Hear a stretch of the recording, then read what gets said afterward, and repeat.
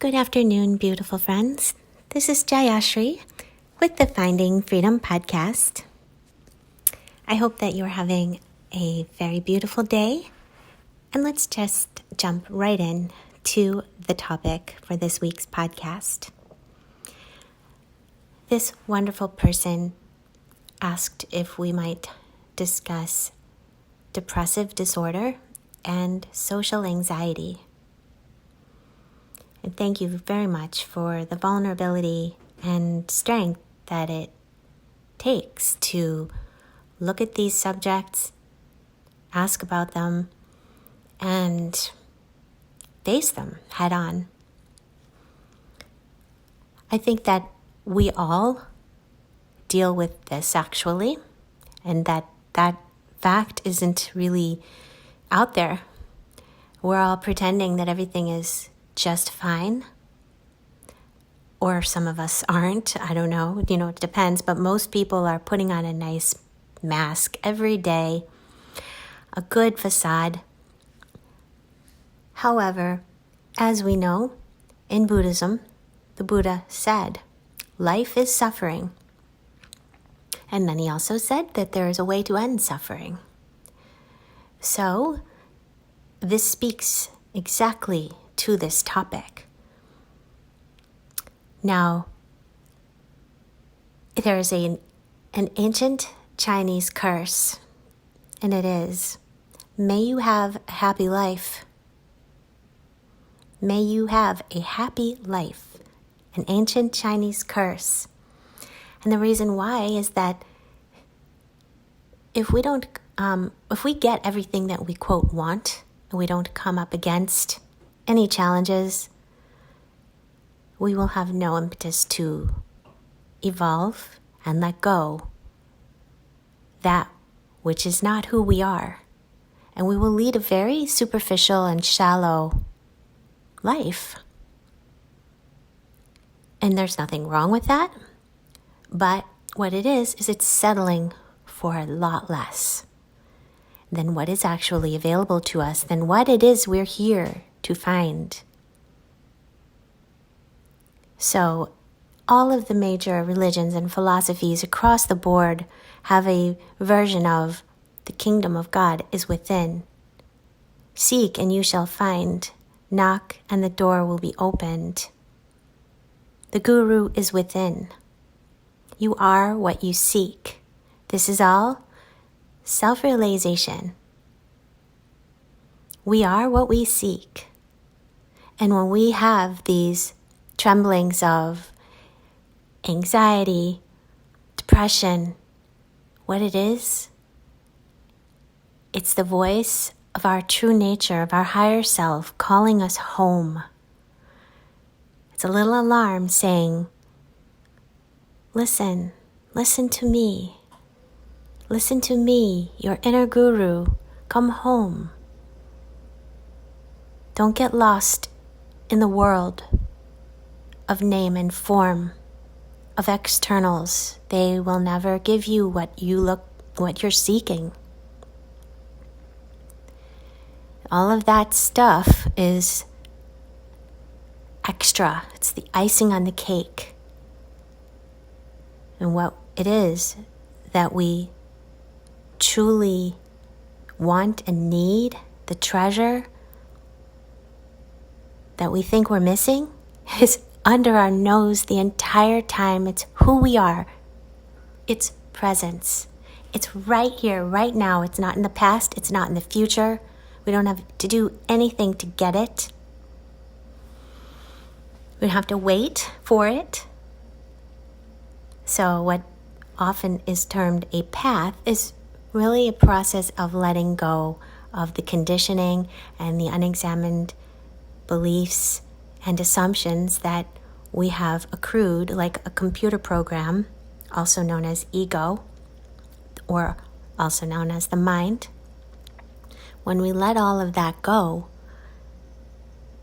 what we find is this treasure within called the higher self, called God, the divine, nature, conscious, compassionate awareness, many names for this. And it is always at peace. It is love. It is who we are, and it knows no suffering. It doesn't need things to be a certain way. It doesn't need to have a certain type of home or a certain type of person in their life or a certain type of career or car or, you get the idea. Those are all extra, like I've said. So with that in mind, here are some ways to shed those layers of conditioning, peel back those layers like an onion to reveal the treasure that you are. First of all, I'm going to talk about our body, our temple, our vehicle in this earth school.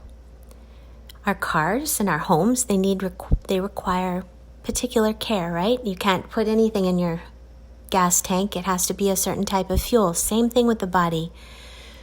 It is supposed to be cared for in a particular way in order for it to thrive. And the foods that aren't actually foods, the way that the standard American diet, and which is spreading like wildfire throughout the world, is not made up of anything that serves the body. And it certainly does contribute to malfunctioning and depression and anxiety. So eating a whole foods, primarily plant-based diet, eating lots of raw fruits and vegetables. You don't have to eat all raw fruits and vegetables. You don't have to be a raw vegan, but increase the amount of raw fruits and vegetables you eat because they come in at 8,000 to 10,000 angstroms. That's fruits specifically. Whereas, for example, dead animals come in at 0. So when you're consuming death versus that which is alive, full of life force, the mystery of life force, that is an incredibly spiritual experience, and it will change your chemistry. It will change you from the inside out. It will impact your aura. It will really change you spiritually and vibrationally. Next, I would recommend that a person exercise and move the body. And this is important because stagnation is going to lead to disease. And the body was meant to be used. Our muscles were meant to be strong. We're meant to be moving and breathing. And when you think about a pool of water that has been sitting for a long period of time, it gets very, very dirty and grows lots of algae, and that's what happens in the body. So we need to pump the lymphatic system, which is the sewer system of the body, and it is imperative to remove the waste out of the cells, out of the organs, out of the gut. And the lymphatic system is a system that is never addressed, rarely addressed in medicine. And it is truly the foundation of health, because if we've got a toxic body, we're going to have a lot of problems. Just like our homes, we have to clean them, just like our clothes, just like the outside of our bodies, the insides need to be cleaned out as well. So movement, having strong muscles, having strong bones, the whole thing. I'm not going to get into a great deal here, but that's very, very important in order for the chemicals to be produced in the proper amounts for us to be at homeostasis. This is going to, actually, studies have shown that exercise is more effective than antidepressants in relieving depression. So it's got to be a part of our daily routine. And then getting out in nature. We are nature. So we don't want to be going from one box to another box constantly on our box on wheels if we're between boxes. So we really want to get out in nature and feel the sun and the the wind, the earth, the rain. Look at the beautiful trees and the flowers and smell the gorgeous scents and the animals, and lay down on the grass, go for long walks, swim in the ocean, get out there and be in nature regularly. Very nourishing. Next, meditation. Meditation is plugging into Source. It is a panacea for everything. It will change your life. Studies have shown that meditators have increased gray matter in the brain responsible for peace. And this is just an extraordinary practice that will impact the rest of your life in an incredibly powerful way, and every single aspect of your life. I can work with you on any of these things that I'm talking about here to start a meditation program. It's really not about doing meditation, but meditation happens to us. And the meditation doesn't have to be a certain way. We don't need to see visions. We don't need to be floating off the ground or traveling to distant astral planes. It's not about that. What it is about is watching and being aware of the mind. And even if you have a very, quote, noisy meditation, what we look at is how does this consistent practice impact the rest of our day? And we notice that no matter how the meditation goes, so to speak, the rest of our day goes a lot more smoothly when we meditate, and the impact accrues over time. So it's just the most powerful thing we can do. And yes, we still do need to take care of our temple properly, as I mentioned before, and get out in nature. And so the next very important thing is to be discerning as to what you surround yourself with and what you intake as far as information, books, people, because we become like that which we are around. Personally, I absolutely love listening to mantra and spiritual music. It's Sanskrit words that have such an incredible vibration. They are so powerful and transformative. Understanding how Sanskrit was developed is in itself a fascinating thing to learn about. Truly magical. And the books. I read the greatest books by the greatest minds, and maybe not so much minds, but from the greatest sages, from Ramana Maharshi to people who are enlightened. What better material to read? I love it. It simply reinforces what is true, because we are bombarded by conditioning, by the collective ego, by that which is not nourishing, which is not even true. And so I don't have a TV. I don't listen to the radio. If I want to listen to music, I pick it out myself. And I don't need to hear the quote news, which is really not news at all. That's another subject. So just know that we're sovereign beings, and we have a guru within. The guru is within you. All the wisdom of the ages is within you. And so these books are not a substitute for turning within. But when we choose to surround ourselves with spiritual masters across the globe and from throughout time, that's being in good company. So some of my best friends have no longer, they're long gone. Marcus Aurelius, Ramana Maharshi, Jesus. These are the people that I listen to every day. So listen to great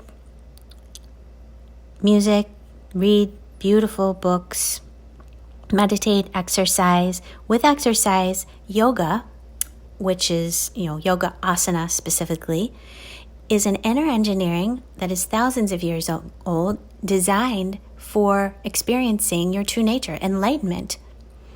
What it does is it balances the chakras, it removes energetic blockages, and it purifies the system so that we experience the peace and the bliss that is our true nature.